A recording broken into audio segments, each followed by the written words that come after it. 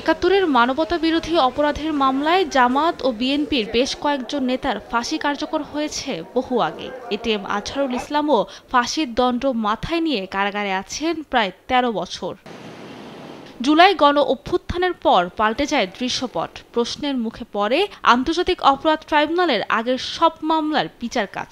জামায়াতের আবেদনের প্রেক্ষিতে রিভিউ পর্যায়ে যাওয়ার পর এটিএম আজহারের মামলা ফের আপিল শুনানির অনুমতি দেন সর্বোচ্চ আদালত।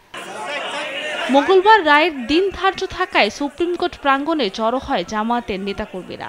রায় ঘোষণার আগেই এজলাস কক্ষ কানায় কানায় পূর্ণ হয়ে ওঠে। পরে অতীতের সব রেকর্ড ভেঙে এটিএম আজহারকে খালাস দেন আপিল বিভাগ। সর্বসম্মত রায়ে বলা হয়, সাক্ষ্য প্রমাণ পর্যালোচনা না করে আজহারের মৃত্যুদণ্ড বহাল রেখেছিলেন আদালত। নজিরবিহীন বিচার নামে অবিচার করা হয়েছিল।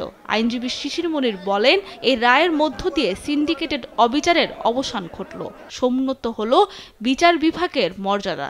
জনাব এটিএম আজহারুল ইসলাম সাহেবকে সকল অভিযোগ থেকে বেকসুর খালাস প্রদান করেছেন।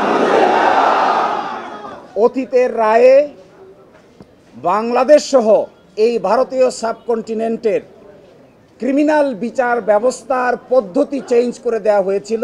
এটা ছিল সবচাইতে বড় ভুল। ট্রাইব্যুনালের প্রসিকিউটর বলেন, আজহারের মুক্তির রায় জুলাই আগস্ট হত্যাকাণ্ডের বিচারে কোনো প্রভাব ফেলবে না, বরং আন্তর্জাতিক মান নিশ্চিতে সহায়ক হবে। ট্রাইব্যুনালের যে রায় এবং যে বিচার, সেক্ষেত্রে অ্যাপিলেট ডিভিশন ন্যায় বিচারের স্বার্থে এই মামলাটা নিষ্পত্তি করবেন। সেক্ষেত্রে অ্যাপিলেট ডিভিশন যে কোনো আদেশ দিবেন আমরা মেনে নিব। তবে ট্রাইব্যুনালে যে প্রেজেন্ট বিচারগুলো আছে এবং ইন ফিউচার যে ট্রায়ালগুলো হবে, সেক্ষেত্রে এমন কোনো আদেশের বা এমন কোনো সাবমিশনের বিপক্ষে যে সাবমিশন বর্তমান এবং ভবিষ্যৎ ট্রায়ালকে হ্যাম্পার করবে। মানবতা বিরোধী অপরাধের মামলায় ২০১২ সালের ২২শে আগস্ট রাজধানীর মগবাজারের বাসা থেকে গ্রেফতার করা হয় এটিএম আজহারুল ইসলামকে। ২০১৪ সালের ৩০ ডিসেম্বর তার মৃত্যুদণ্ডাদেশ দেন আন্তর্জাতিক অপরাধ ট্রাইব্যুনাল। সাবরিনা মজুমদার, দেশ টিভি, ঢাকা।